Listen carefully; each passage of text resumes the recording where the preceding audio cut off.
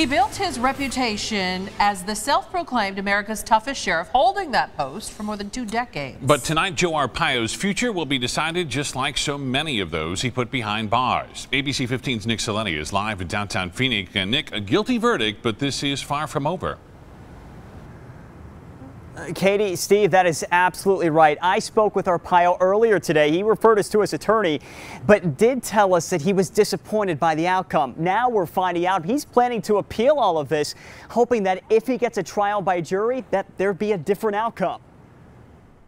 An inflatable Joe Arpaio towering high above the Puente, Arizona office near 19th Avenue in Van Buren, sporting jail stripes. It's time he gets a taste of his own medicine and lives what he put us through.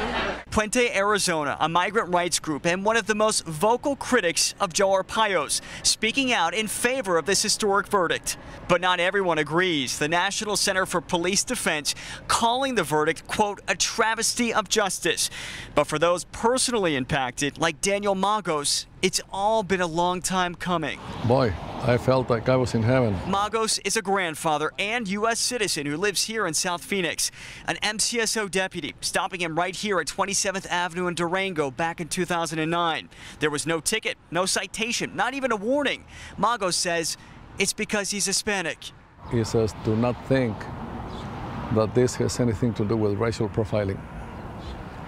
I told him, well, I'm glad you mentioned it because that's exactly what it is. His wife, Ava, in the passenger seat. She lost her battle to breast cancer 18 months ago. Magos tells us he wishes his wife would have been here to see what's happened now. I'm sure that she's happy. Yeah. She's in heaven right now, and she's happy to hear it. Arpaio, who is now 85 years old, is scheduled to be sentenced in October, and at most, he could be looking at 6 months behind bars.